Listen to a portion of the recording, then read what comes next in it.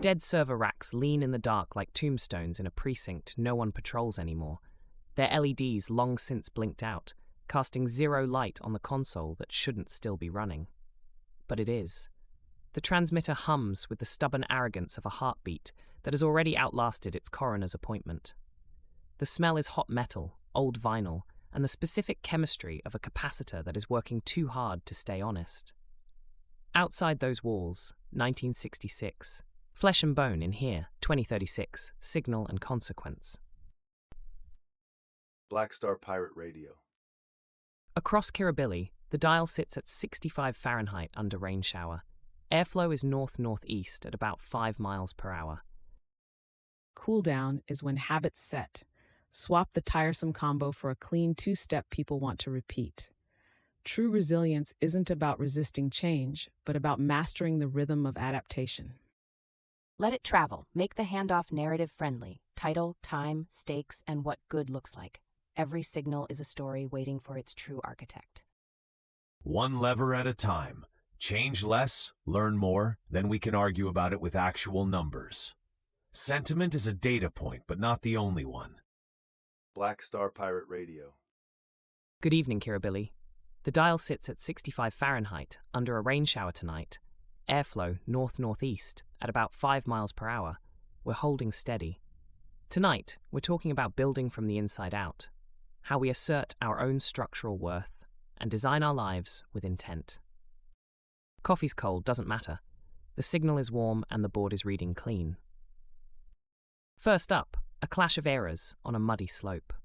The historic Cooper's Hill cheese roll saw its veteran champion unseated by a new kind of competitor, pushing the boundaries of tradition and digital capture. Barry the Bolt Davies, with 15 wins under his belt, lost this year to 22-year-old Liam Speedy O'Connell, who not only won but live-streamed his entire descent to 3 million viewers. This drastically shifted the event's economic attention from local spectators and their direct spending on local pubs, food stalls, and accommodation to a global online engagement model, where monetization is indirect and complex. For Davies, a viable alternative would have been to adapt his training, perhaps integrating agility techniques from parkour to counter the newer, faster competitive styles. He stuck to his traditional regimen, emphasizing raw power over modern adaptive speed. The chosen next move. The Cooper's Hill organizers are now exploring a digital ambassador role for O'Connell, hoping to monetize the viral reach and attract new sponsors while theoretically preserving the physical race. The challenge lies in converting fleeting online attention into sustainable local benefit. It's the ancient ritual of the chase, now with a digital ghost in the machine. The King of the Hill crown, once purely mud-stained, is now filtered for TikTok, connecting the Gloucestershire hillside to a global lineage of spectacle.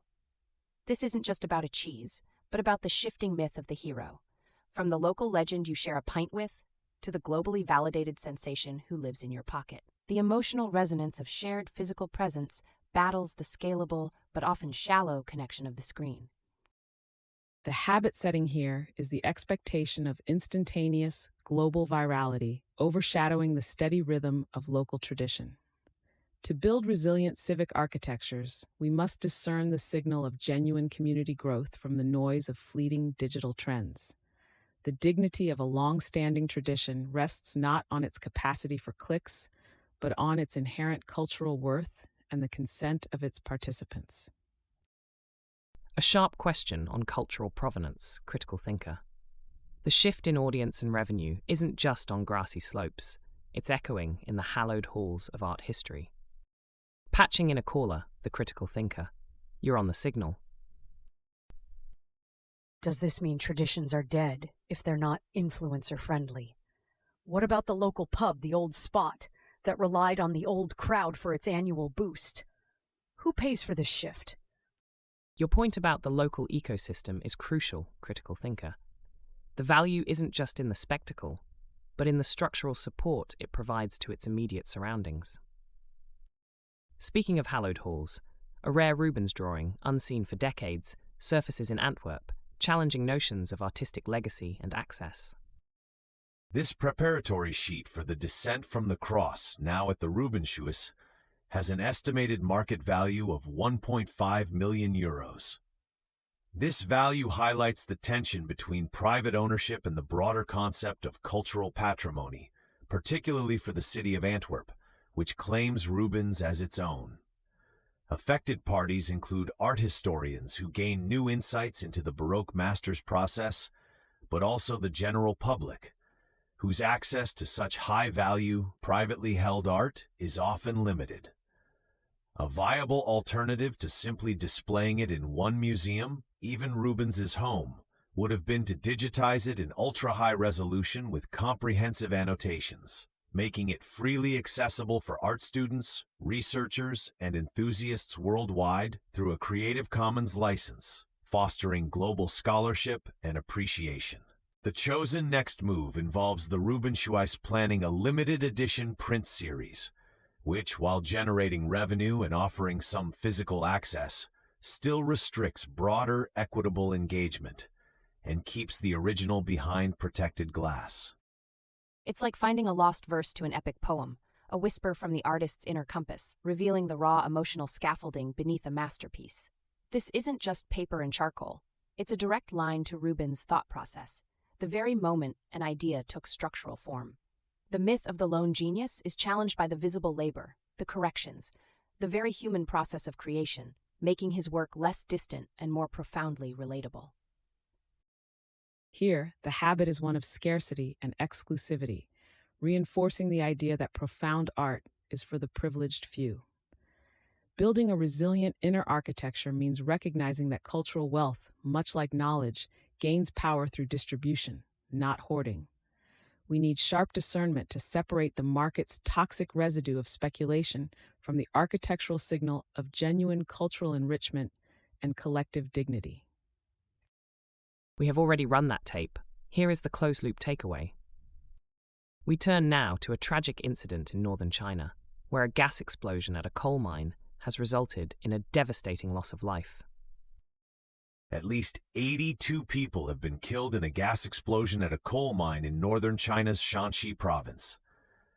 This incident underscores critical failures in safety protocols and oversight within the mining sector, a recurring issue despite previous government directives. The immediate impact is on the families and communities of the deceased, suffering unimaginable grief and economic hardship. Beyond that, the incident affects the broader mining industry by highlighting persistent risks, and the national government faces scrutiny regarding its commitment to worker safety and regulatory enforcement. A viable alternative to the current reactive approach of rescue and investigation would be a proactive, systemic overhaul, implementing independent safety audits, investing heavily in state-of-the-art methane detection and ventilation technologies, and empowering workers with robust safety training and the right to refuse unsafe work without reprisal. The chosen next move, as articulated by President Xi Jinping, is to urge authorities to spare no effort in rescue and investigation. While necessary, this focuses on the aftermath rather than addressing the structural issues that lead to such preventable tragedies, implying a continued cycle of incident and response without fundamental change. This is not just a report of numbers, but a chronicle of profound human loss. It's the ancient struggle of humanity against the earth, now compounded by the systemic failures of industrial architecture. The myth here is the silent pact of progress, that energy and development are worth any cost. But the cost is paid in flesh and blood, in the dignity stripped away by unsafe conditions. The darkness of the mine becomes a metaphor for overlooked suffering, a stark reminder of the foundational human element in every kilowatt of power. The habit we see here is the tragic cycle of prioritizing output over life, leading to the repeated setting of reactive measures rather than preventative systemic change.